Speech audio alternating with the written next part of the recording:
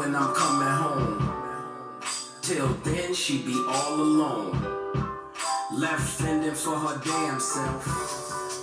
But it's just the way the cards dealt. They say I choose to be a hardhead.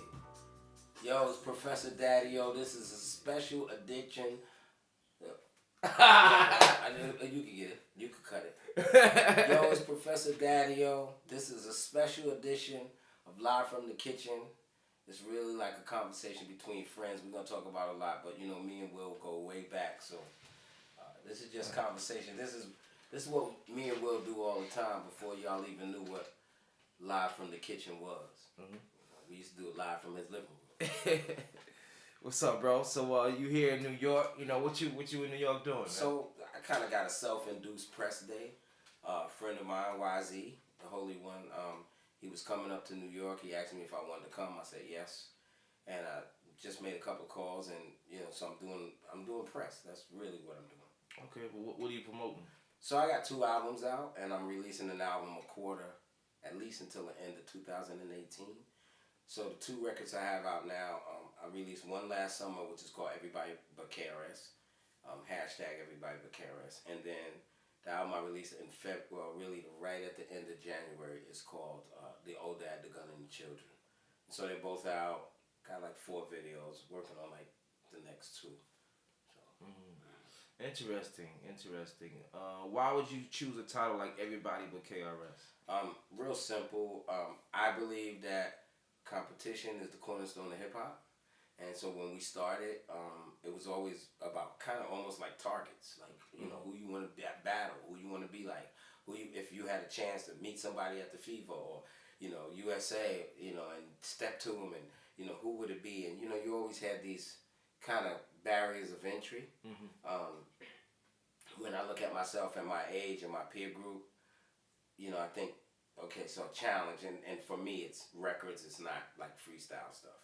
But, record-wise, if I was to challenge somebody, who can I beat? And so I eliminated Chuck because me and Chuck D is kind of the same person. And then I thought about everybody else and I said, I could beat everybody, but I can't beat Chris. Like, I know I can't beat him.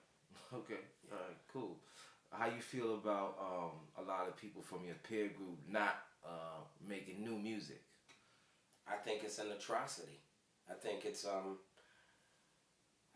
missing patch in a friggin' house that you're building. I think if we are the classic, true school, golden age MCs that people say we are, or at least when we go down the street, people say, "Man, I remember your music." If we are those guys, then we should be able to make music. And I think it's just that, right? I really think it's just the music. I don't want to go any further than that because, people want to get into all this other stuff. There's moments in music, There's records and rap. I'm not taking away from anybody's. Nina Simone to Mahalia Jackson. I would never take The Doors. Nobody. I wouldn't take away from anybody. But hip-hop has had some moments, and there have been some really, really cool moments. And there have been some society-moving moments, and there have been some, it's been really cool since our inception of making records. Some of the things that we could do to move people. And go ahead. I didn't mean to cut you, but I just wanted to, since you're going in this direction, I wanted to ask you, with the popularity of Donald Trump right now, how do you see that in correlation to hip-hop and the types of music, like back in the day, how hip-hop music would affect the culture and the political nature of the country? How do you see the lack of, hip-hop speaking to that and the rise of like a Donald Trump? I think overall there's a disconnect. We're as a country, we're politically confused, right? I said from the very beginning, this whole thing, I don't know what to call what we're going into, but I said from the beginning of this whole thing that these people have given us the Frankenstein elements. If we could take a piece of every one of these candidates, we could have a great president.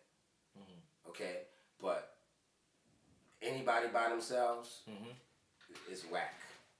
And that's pretty much everybody.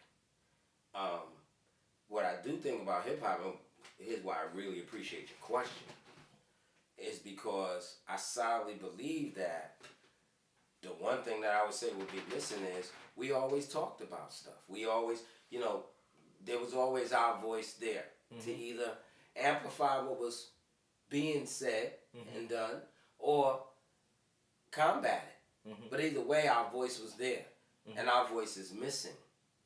And when I say our voice, I mean our musical voice. Again, I don't want to, I love Killer Mike, and I love what he's doing with Bernie and all of that. That's not really his rapping voice. When he goes on the stage with Run the Jewels, he's not rapping about politics and Bernie Sanders. There's a couple of lines here and there, but it's not, conceptually, that's not what people see. People don't look at Run the Jewels and say, this is political. Now, maybe there's a political record coming up, but it's not there yet.